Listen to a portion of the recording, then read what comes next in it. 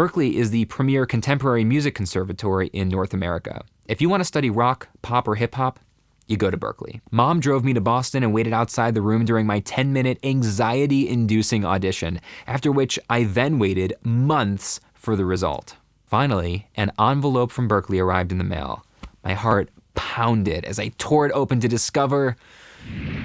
Hey, Brian Miller here, and thanks so much for tuning into this week's episode of Thursday Thoughts.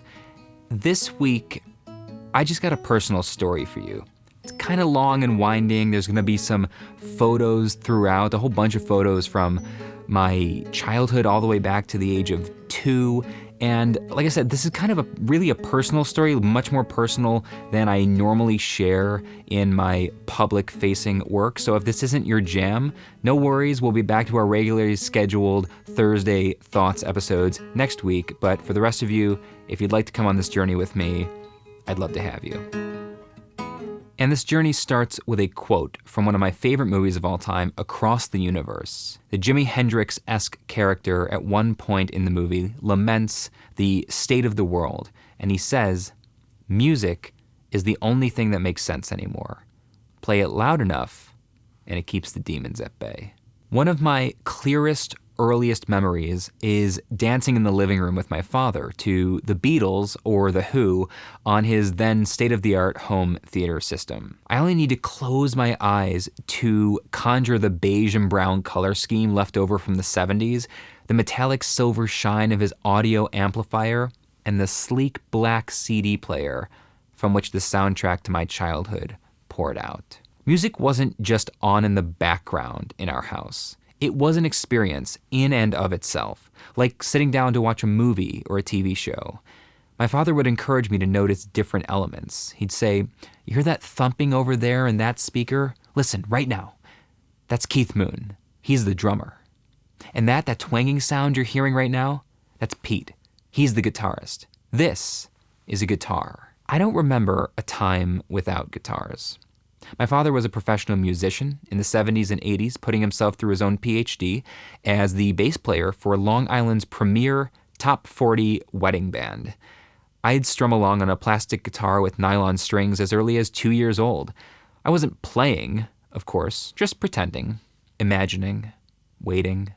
At 8 or 9 years old, Dad got me my first real guitar of my own.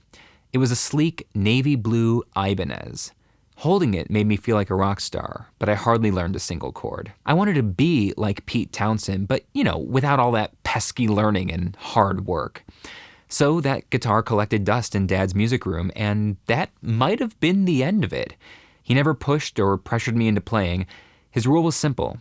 I'll get you lessons, but first, you have to learn at least a couple of chords on your own. He'd given me a beginner guitar instructional VHS tape.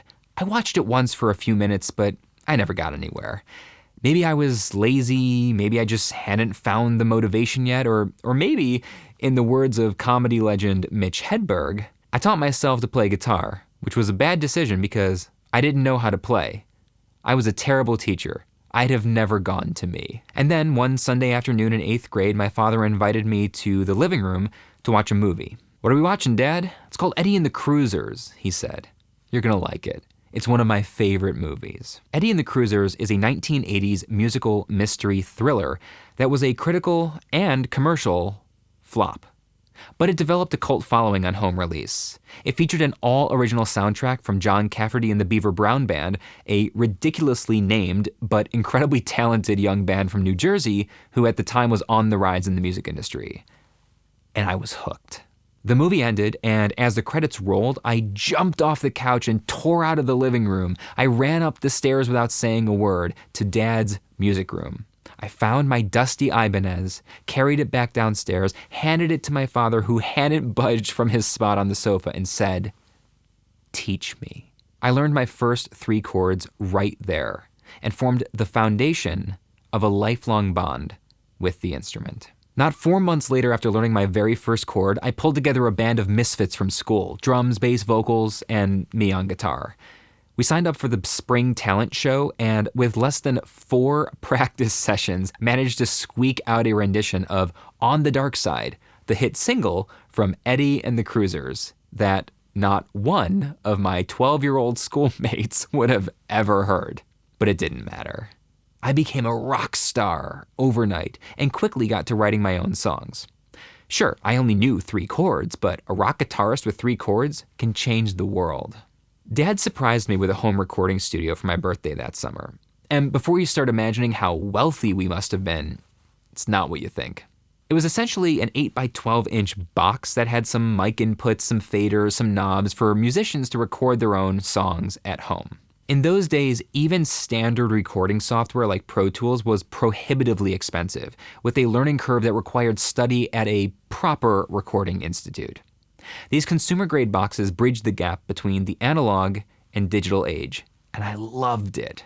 Songs were recorded to a bizarre and incredibly expensive storage medium called zip drives. They look like slightly smaller but bulkier floppy disks, only 1 song per zip drive, and God bless my father who purchased dozens if not hundreds of these things as I was churning out 3 or more original songs per week. I never properly thanked him for that investment. It allowed me the freedom to create endlessly without worrying that I was running out of storage space or having to erase old songs to make room for new ones. And as a result, I still have every single one of those zip drives. Not that I have any way to access them. In high school, I formed a new band with some buddies of mine. We called ourselves Semi-Crazy, and we were very proud of how clever it was to spell crazy with an I. I started experimenting with writing albums instead of songs, first EPs and then eventually a full-length LP. We printed on blank discs, designed cover art in Microsoft Word, and assembled full CD packages to sell to classmates at $1 or $2 each. We barely recouped the cost of the blank CDs and the printer ink, getting our first taste of what it's actually like to make a living in the arts, but we had so much fun. Throughout high school, we'd play block parties and friends' backyard barbecues and even some official school events when, they'd allowed a rock band to make a ruckus. By junior year of high school, I was my school's Eddie Van Halen. Again, not that anyone my age knew who that was besides me and my best friends who I made listen to my music collection on repeat while simultaneously disparaging the age-appropriate bands that they all enjoyed. Yellow Card?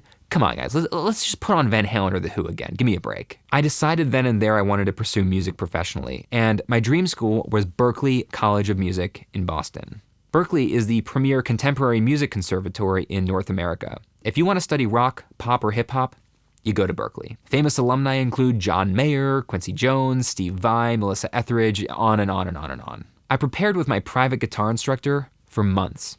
Mom drove me to Boston and waited outside the room during my 10-minute anxiety-inducing audition, after which I then waited months for the result.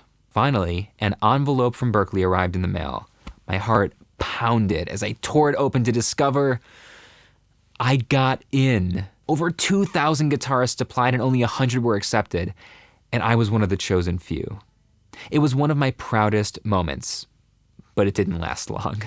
My father put the tuition cost on the table in front of me. It was $52,000 per year. Back then. Today it's like $70,000. Luckily, at 17 years old, I was smart enough to realize that if you go $200,000 in debt and come out with a degree in electric rock guitar, you're screwed for life.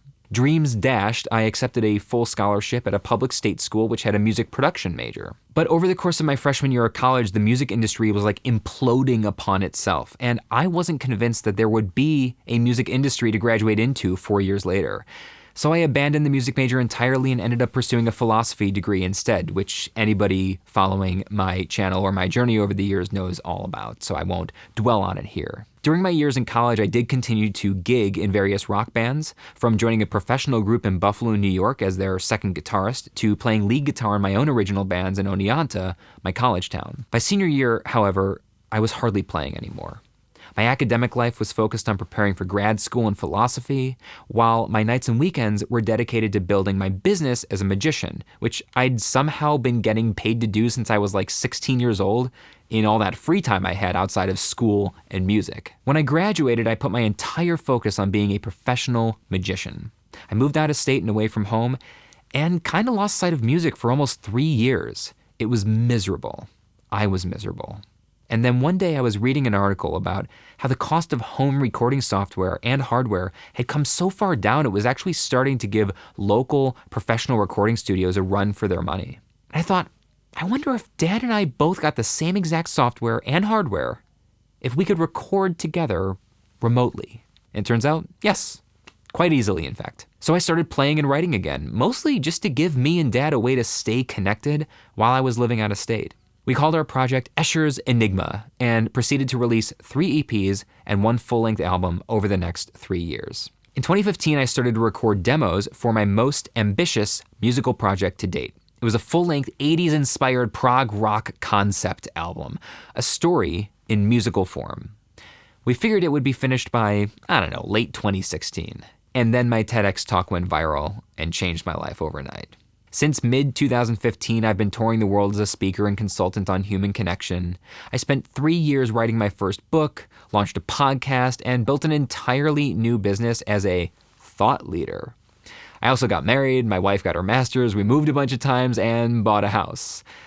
I tried to work on new songs for the Untitled Rock Opera whenever I could find a few hours here and there, but for the last 4 years, my father has mostly just sat patiently waiting for me to finish writing and recording my parts so that he can contribute his on bass. It was honestly starting to look like this was a passion project that would just never get finished. And then came the pandemic.